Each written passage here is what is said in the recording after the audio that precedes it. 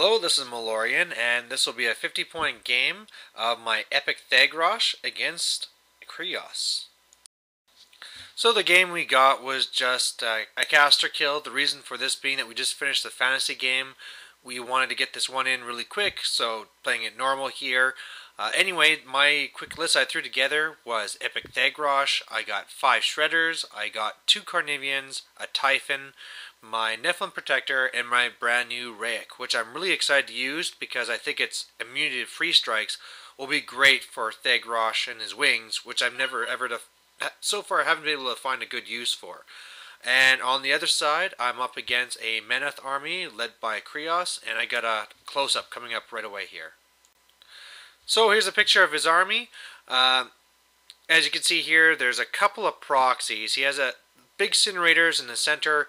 Either side, he has the exemplars. He has a Senshal there. The raek behind is one of those proxies. It's actually the Grievous mounted model. He has one on foot on the side.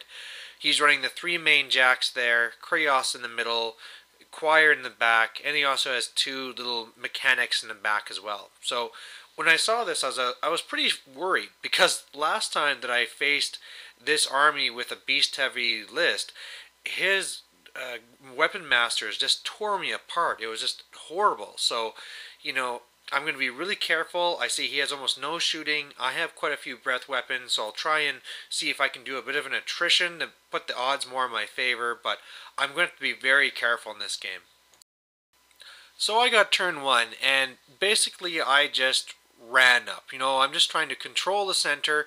I want to make sure that this nice woods that's in the center that I can use to my advantage if possible.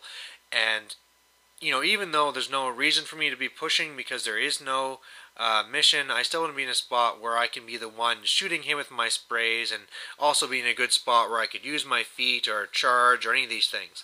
Unfortunately, I did my orders wrong and I didn't get up any of my upkeeps. I just had to ditch all my fury, but at least I'm feeling pretty good so far.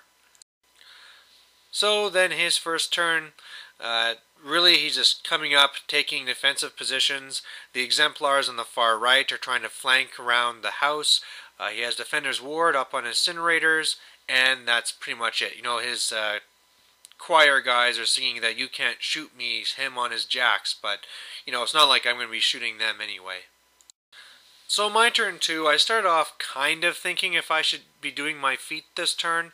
Maybe I could be setting up, getting a good jump on his exemplars on the left. Especially if I can get the jump on him before his exemplars on the right come into play, that'd be great. But I just couldn't see any way of it happening. He just had too many layers of defense here, and it just really wasn't going to work. So I decided I was going to just play it defensive, sat back. I did a little bit of breath with my Carnivians, managed to kill one of the incinerators, which was great, and then otherwise I'm just going to wait for him to come a little bit closer first.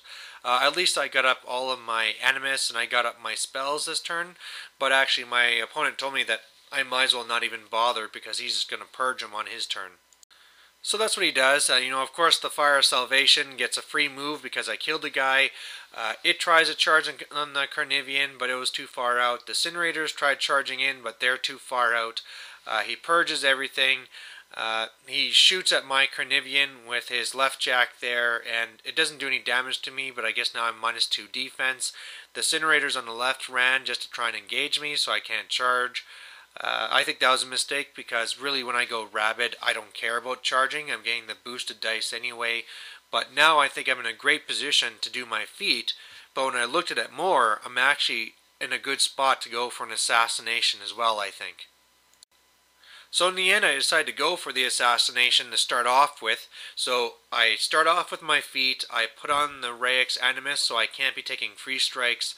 I charge Thagrosh into one of the farther incinerators, kill him, then I boost a Scourge onto Sorsha so I can knock her down, did a couple of points of damage.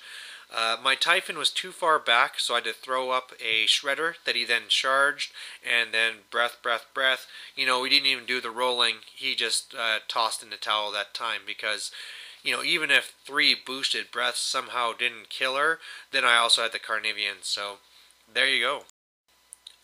So victory to Epic Thagrosh, and I'd have to say that we were kind of feeling that this was kind of a big letdown. You had the two big 50-point armies that are making their ways together, and then boom, just caster kill, he's dead. Uh, we are going to be getting another game this week, but the biggest thing that came from this game to me was just the fact that the raek worked so well in this spot here. If it wasn't for the raek, I couldn't get the range in. I'd be taking the free strike from the Fire of Salvation and from the incinerator. That could have really wrecked things pretty badly. And just the fact that, apart from that, I really think that my personal skill on doing assassinations is starting to really increase, right? Whether it's the Lilith one, or the slamming, or now these type of things here with the Typhon and charging my own guys and setting it up with Scourge, with Ethag. I'm starting to feel myself, like my skill as a Horde's War Machine player is starting to increase. So, maybe this is just boosted ego, but I like to think that I'm getting a little bit better. So, we'll see if it keeps up or if I'll get smashed next time. So, thanks for watching. Bye.